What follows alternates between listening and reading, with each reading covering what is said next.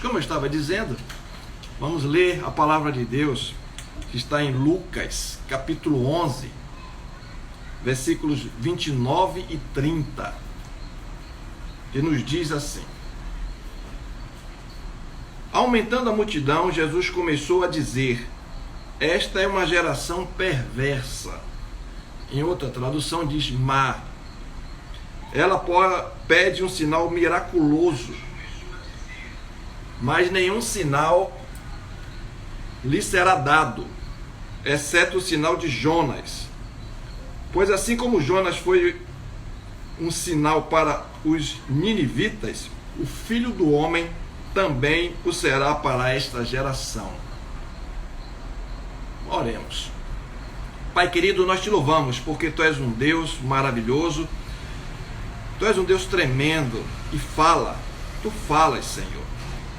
Sabemos disso. Por isso, Senhor, eu te peço que Tu fales para nós através da Tua palavra, para cada coração que está nos ouvindo neste momento. Que a Tua palavra possa penetrar e gerar frutos, para que o Teu nome seja glorificado. Que nós possamos crescer na graça e no conhecimento. Em nome de Jesus. Amém.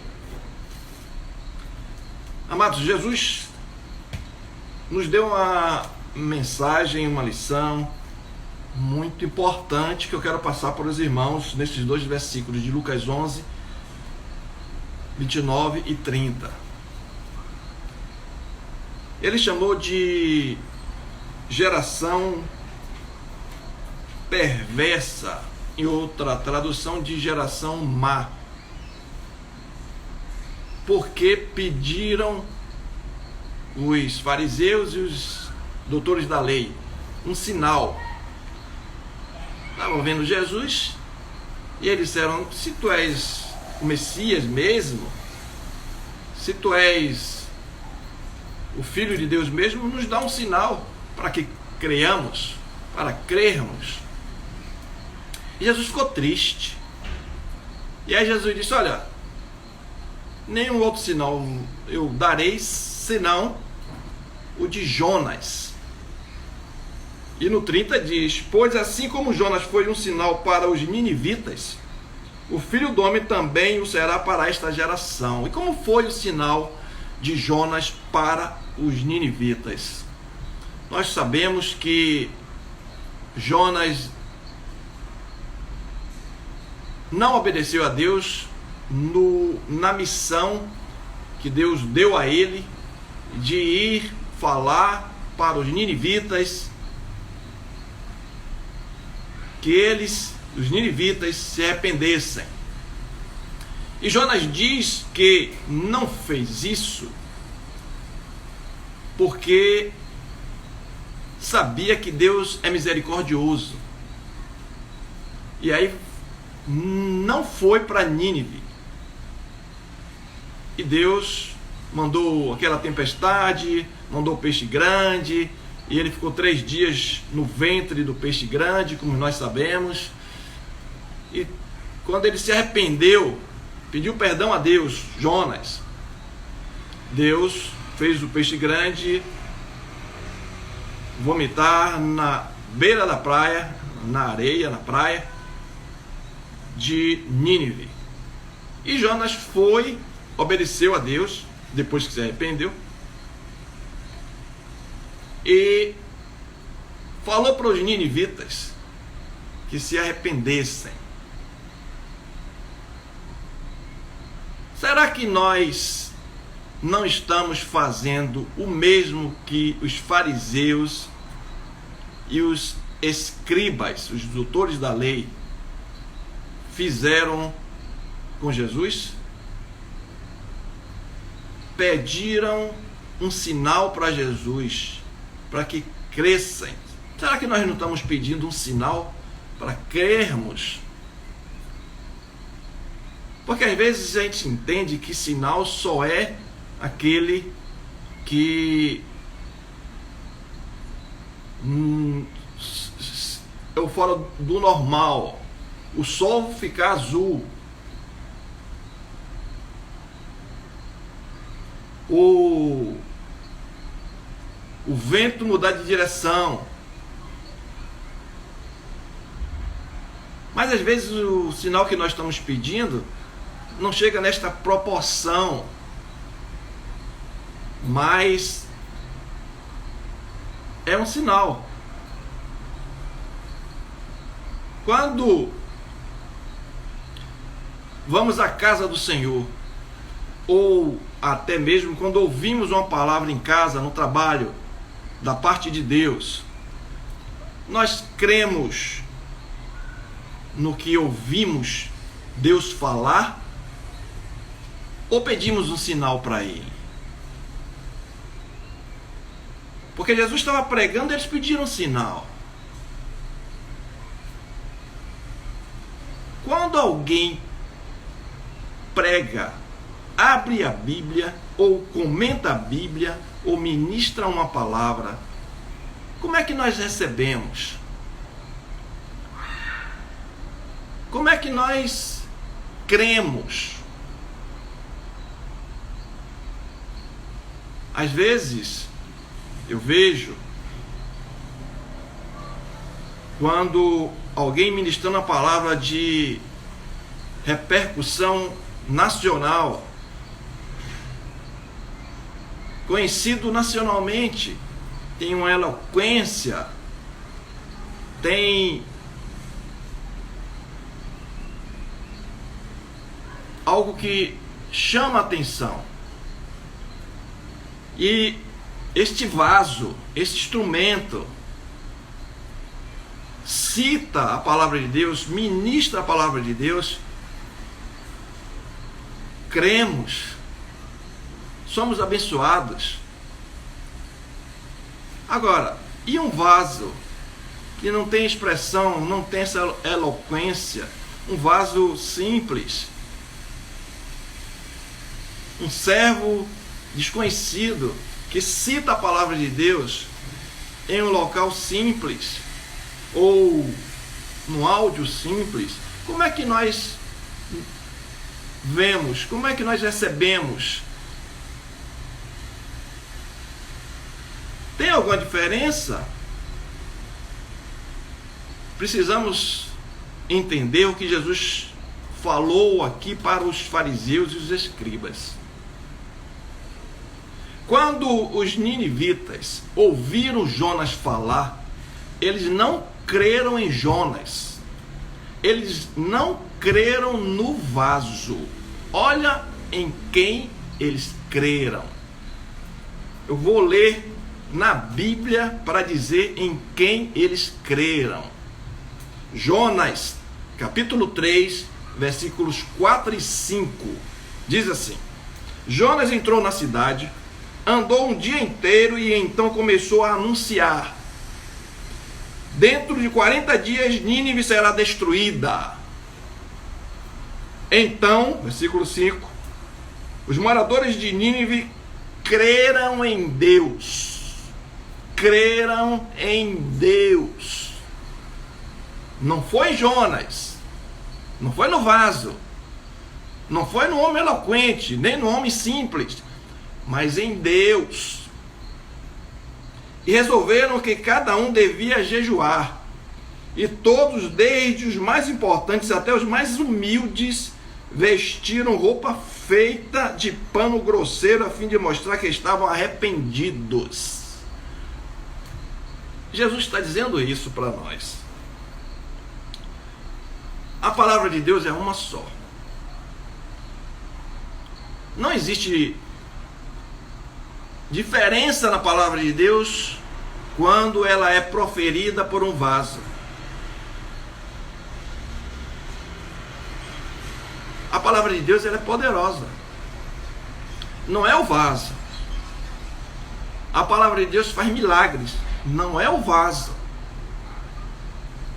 Mas, infelizmente, algumas vezes cremos no vaso e não na palavra. Porque a palavra ela não muda. Ela não muda. ela é poderosa. Ela é poderosa. Nós podemos ver que quando nós ouvimos a palavra, nós temos duas opções: ou cremos ou pedimos o sinal. Ou cremos ou pedimos o sinal. Quando a gente pede o sinal, está dizendo de quem veio. De quem veio? Veio através de quem esta palavra? A palavra de Deus, pura e genuína, sem distorção, ela é poderosa. Como o inverso é verdadeiro. A palavra de Deus distorcida pode vir de quem for, não tem valor. Agora, a palavra de Deus pura e genuína, sem mistura, ela é poderosa, venha de onde vier. É isso que temos que entender. Um culto no lar. Qual a diferença? Um culto do lar, um culto em que os familiares estão oferecendo a Deus e citam a palavra, ministram a palavra, e uma festa de milhares com um conferencista internacional. Não tem diferença, é isso que Jesus estava dizendo para nós. Porque a palavra de Deus é a mesma, ela é poderosa, tanto num lar, em uma família cultuando a Deus, quanto numa conferência internacional de milhares de pessoas. A palavra de Deus é a mesma, e temos que crer não no vaso, mas na palavra. Temos que nos apegar na palavra. Nós podemos ver que o cego de Jericó, ele creu para ver o sinal. Ele dizia sempre, como nós sabemos: Jesus, filho de Davi, tem misericórdia de mim. Ele não disse assim: Jesus, filho de José, Jesus, filho de Maria. Ele disse: Jesus, filho de Davi, tenha misericórdia de mim. Insistiu, ou seja, creu, tinha certeza quem era que ele estava pedindo.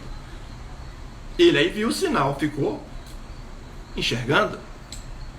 A mulher cananeia, da mesma forma, encontrou 4 obstáculos.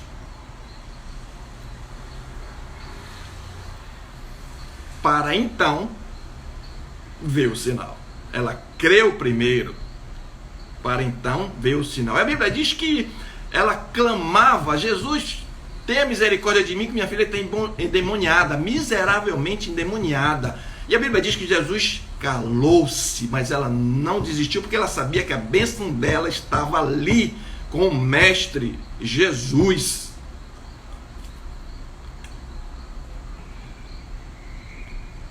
E ela recebeu a bênção dela. O sinal dela foi dado. O centurião, a mesma coisa.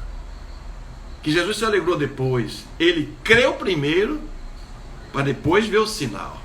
Depois, o criado dele ficou curado. Jesus está mostrando para a gente o seguinte: olha, você tem que crer para eu dar um sinal.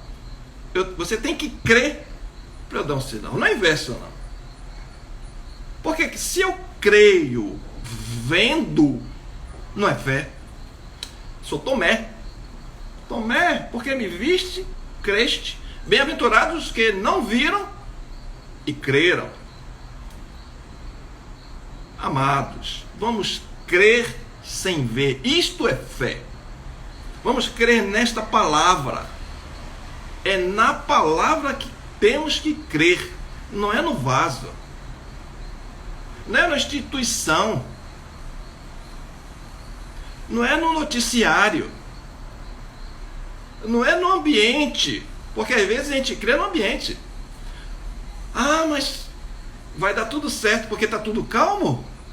Ah, vai dar tudo errado porque está uma tempestade? É assim? A Bíblia não diz isso. A Bíblia diz que nós temos que crer na palavra. Só na palavra. Porque a palavra é de Deus e Ele cumpre o que diz. Ele vela para que essa palavra se cumpra. Ele é fiel. Tudo passa. A Bíblia diz que tudo passa, menos a palavra de Deus, que permanece para sempre. A palavra de Deus permanece para sempre. Lá no Salmo 112, versículo 7, eu já até li aqui uma vez, nos diz que não devemos temer mais notícias, mas devemos ter o coração confiante no Senhor. Porque às vezes a gente fica crendo nas notícias. E a palavra? Quem é mais poderoso? E a palavra?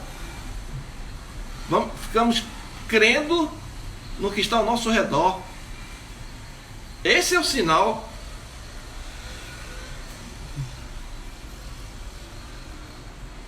Que Deus tenha misericórdia de nós. Porque se eu creio vendo, não é fé. Eu tenho que crer sem ver. Aí é fé. Aí é fé. E o Senhor se alegra. Jesus ficou muito triste com Tomé, porque creu vendo. Ele viu para crer.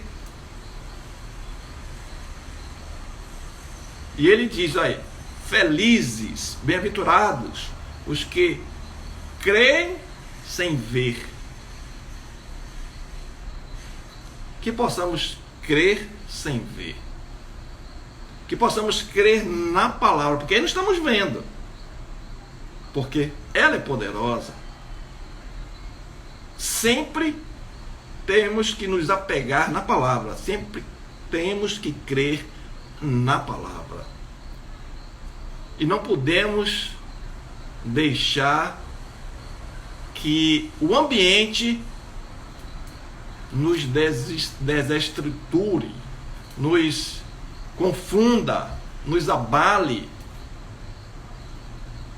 A Bíblia diz que os que confiam no Senhor, Salmo 125, são como o monte de Sião, que não se abala, mas permanece para sempre. Os que confiam no Senhor. Não é no fulano importante, representante de tal órgão, não é tal instituição, não é tal país, não é tal especialista. Deus usa todos, mas a nossa vitória vem do alto, vem do céu. O nosso direcionamento vem de Deus. Nossa bênção vem de Deus. Quem nos guarda, a Bíblia diz no Salmo 127, é Deus. Fazemos nossa parte, mas Ele quem nos guarda. E temos que obedecer a palavra, para que não venhamos a perder um sinal. Que creiamos na palavra, para então vir o sinal. A Bíblia diz que os sinais seguirão aos que creem. Creem sem ver, que isso é fé. Crer vendo não é fé. Ver para crer não é fé. Fé é crer sem ver. E nós podemos ver que em Lucas 4, 24 a 27, Jesus nos dá um alerta sobre os sinais, sobre como nós encaramos a palavra de Deus, como nós vemos a palavra de Deus. 4,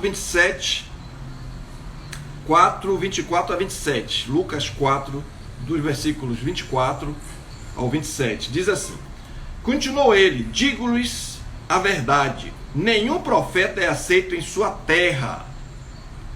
Asseguro-lhes que havia muitas viúvas em Israel no tempo de Elias, quando o céu foi fechado por 3 anos e meio, e houve uma grande fome em toda a terra. Contudo, Elias não foi enviado a nenhuma delas, senão a uma viúva de Serepta, na região de Sidom. Também havia muitos leprosos em Israel no tempo de Eliseu, o profeta. Todavia, nenhum deles foi purificado, somente Naamã, o sírio. Amados, nós podemos ver aí que Jesus está dizendo, olha, assim como Elias foi enviado para abençoar a viúva de Serepta, fora do povo de Deus, fora de Israel, embora que tivesse viúva na mesma condição, com fome, porque estavam a cerca de 3 anos e meio, sem comida, não foi só essa viúva de Serepta que estava com fome, mas ela creu, ou seja, ela creu sem ver. Ela creu sem ver. Quando ele diz que profeta não tem honra na sua terra, está dizendo o seguinte, olha, o meu vaso eu uso, mas vocês não creem, porque acham que ele que vai fazer milagre. Nós precisamos entender que quem faz milagre não é o profeta, não é o vaso, é Deus, através da sua palavra. Ele quem faz milagre. Quem tem poder é a palavra de Deus, não o profeta, não o vaso. Assim também como Naamã não era do povo de Deus, não era israelita, e ele creu. Ele saiu de lá e foi pedir a bênção a Eliseu, e no final Deus curou a lepra de Naamã, porque creu. Por que eu digo que creu? Por que a Bíblia diz que creu? Por que Jesus cita aqui Naamã? Porque ele mergulhou no rio. Ele mergulhou no rio, ele creu. No início ele duvidou. Na verdade ele não queria mergulhar no rio, porque achou que um rio para ele devia ser melhor, mais limpo. Mas ele mergulhou. Ele mergulhou. Como Jesus disse, olha, aquele que obedece que é abençoado. Com os 2 filhos, que um disse que iria e não foi, o outro disse que não iria e foi. O que foi que agradou? O que foi? O que mergulhou, o que obedece, este agrada a Deus, obedece a palavra. O que Deus fala e obedece, agrada a Deus. Nós podemos ver em Isaías 43:13 que não devemos temer ao futuro. Não devemos temer. Por quê? Quando nós pedimos a Deus a bênção, podem tentar impedir. Ouço falar que muitas pessoas, milhares, multidões, não sei o número, querem destruir o Brasil, querem prejudicar isso, aquilo. Sim. Isaías 43:13 diz o seguinte: operando Deus, quem impedirá? Se Deus quer nos abençoar, quem vai impedir? Então depende só de quem? Do Todo-Poderoso. É por isso que é preciso que estejamos clamando a Deus. Você está orando? 6 da manhã, meio-dia e 22 horas. Escolha pelo menos um horário dessa quarentena, por que não os 3? Ao invés de estar fazendo uma coisa que não traz proveito, resultado, não traga benefício, por que não orar? Não tem tempo estipulado, mas esteja clamando a Deus.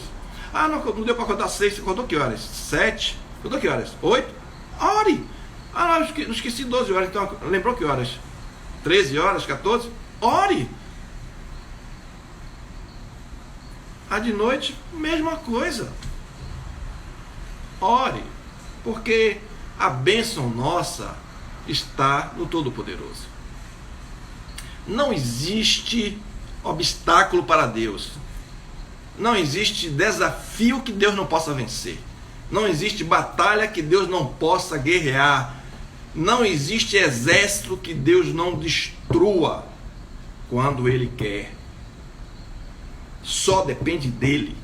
A Bíblia diz em Lamentações 3:38: tanto a desgraça quanto a bênção vem da boca do Todo-Poderoso, vem de Deus.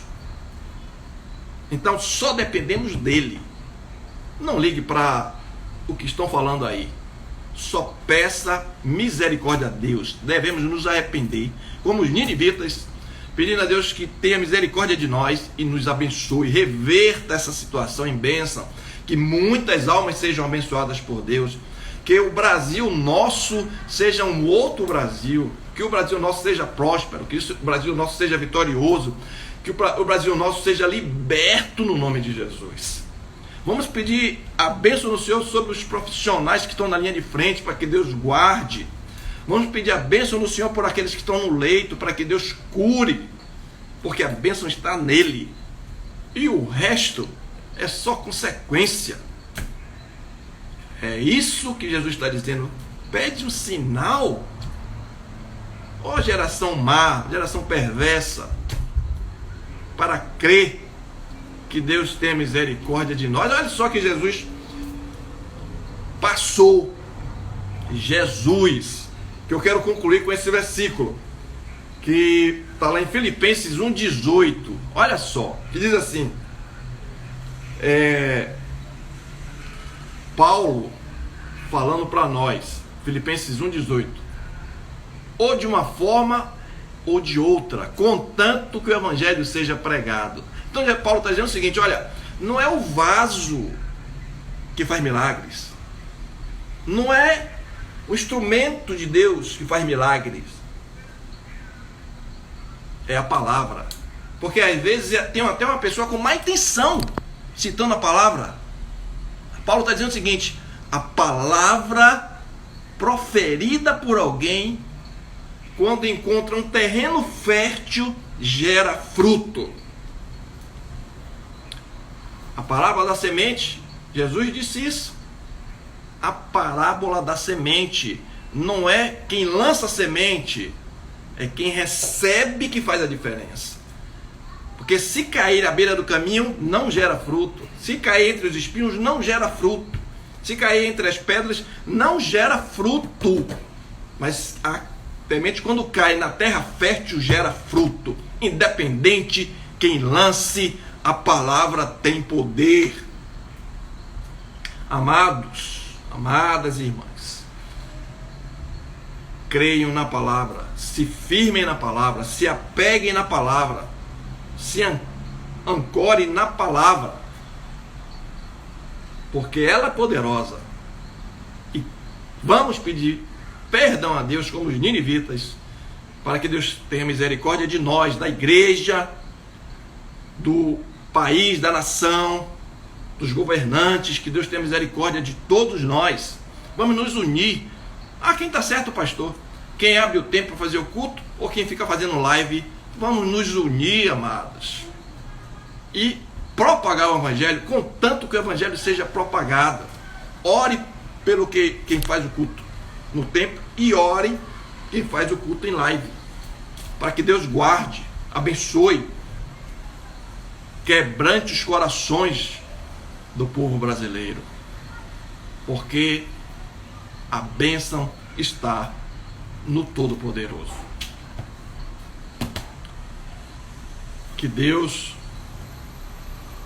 esteja nos ajudando nesta caminhada para a glória, nos guardando nesta caminhada para a glória, porque a vida aqui é passageira. Que Deus abençoe todas as famílias, cure, guarde, abra as portas, em nome de Jesus. Eu quero nesse momento parabenizar a nossa querida diaconisa Anaildes. Parabéns, minha irmã, feliz aniversário, você é bênção nas nossas vidas, te amo. Deus continue te abençoando. Um forte abraço por toda a igreja. Amém? Vamos orar. Eu orarei pela nossa irmã Anaildes, agradecendo a Deus por mais um ano de vida. E estarei concluindo no nome de Jesus. Deus querido, nós te louvamos pela tua palavra, porque ela é poderosa, é a nossa bússola, a nossa referência, Pai. Te louvamos porque tu és lindo e concedeste para nós a tua palavra. Te louvo, Senhor, pela vida da tua serva Anaildes, por mais um ano que tu deste a ela. Que benefício, que bênção. Somos gratos a ti, Pai, por isso. Continua abençoando a tua serva, sustentando no teu caminho, direcionando, usando para a glória do teu nome. Consola o seu coração, alegra a sua alma cada dia. Que tu possas, Senhor, estar agora dando um presente especial para a tua serva. Em nome de Jesus. Toma nas tuas mãos todas as famílias que estão nos assistindo. Que tu possas contemplar cada família, libera a bênção também. Em nome de Jesus, intercedo também, Senhor, pelo país, pelo Brasil. Tenha misericórdia de toda a nação. Converte essa nação, liberta essa nação, liberta a tua igreja, converte-o, quebranta os nossos corações, aviva o teu povo. Em nome de Jesus. Amém. Com o amor de Deus Pai, a graça salvadora de nosso Senhor Jesus Cristo, a comunhão e a consolação do Espírito Santo sejam convosco e com todo o povo de Deus espalhado pela face da terra, desde agora e para todo sempre. Amém.